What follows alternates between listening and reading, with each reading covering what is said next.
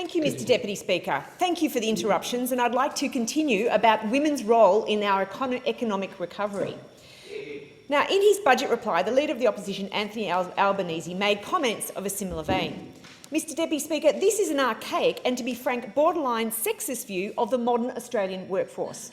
It is premised on the idea that women are excluded from high-skilled and high-paying industries where the jobs of the future ultimately lie. It is critical that we correct this gendered view of the workforce. Mr Deputy Speaker, the Morrison government is guided by the belief that a strong economy grounded in private enterprise and scholarship allows citizens to realise their aspirations. The 2020 budget centres on the premise of unshackling industries to allow us to deliver a strong, modern and resilient Australian economy now and into our future. It is about creating high-quality and sustainable employment opportunities for all Australians. Mr Deputy Speaker, modern manufacturing is critical to a modern Australian economy. It plays a key role in almost every supply chain and adds significant value to all sectors. It is important, however, to stress that we are not talking about the manufacturing of old. We're not talking about men in blue overalls bending metal.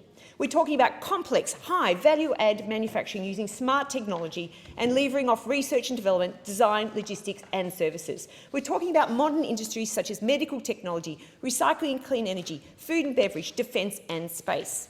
Mr Deputy Speaker, as we pivot from the health crisis to our economic recovery from the COVID pandemic, building on both our established and emerging strengths in modern industries such as these is critical.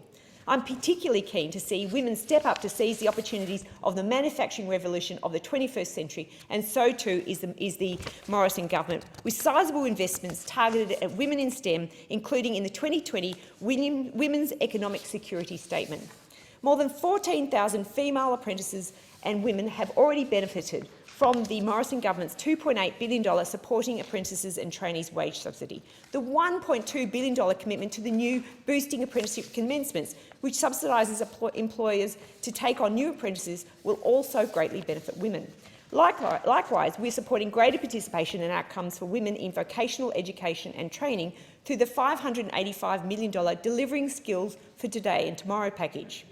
Mr Deputy Speaker, the 2020 budget includes $25 million for the Women in STEM cadetships and advanced apprenticeships to create STEM career pathways for up to 500 women through industry-supported and advanced apprenticeship-style courses starting just next year. Mr Deputy Speaker, I'm particularly keen on these initiatives as a woman in STEM myself, and knowing that these are the high value-add jobs of the future. These are the sorts of things that help to close the gender pay gap. Importantly, Mr Deputy Speaker, the Women's Economic Security Statement includes a $50 million investment increasing women's workforce participation and measures to encourage more women into traditionally male-dominated sectors. Mr Deputy Speaker, the benefit of enabling women in these fields is ultimately threefold. First, it supports our economic recovery post-COVID. Second, these roles are often high-paying and will help us to bridge the gender pay gap. People often think the gender pay gap is about the fact that women are paid to do the same job but paid differently to do the same job. In fact, the gender pay gap in Australia is more about getting women into high-paying jobs. Thirdly, increasing women's workforce participation promotes economic growth. We all know the 3 Ps of economic growth: participation, population and, of course, productivity. So this is so important to get women into the workforce to make sure they're getting the high-paid jobs. KPMG estimates that halving the gap between women and men's workforce participation will produce an additional $60 billion in GDP by 2038, and cumulative living standards will increase by $140 billion. As we reimagine the Australian economy, we need to also reimagine the role of women in the workforce and ensure they grasp the opportunities provided with both hands. My question to the Minister is, could the Minister please explain how the Women's Economic Security Statement will further the prosperity of women in the post-COVID economy? Thank you, Mr Deputy Speaker.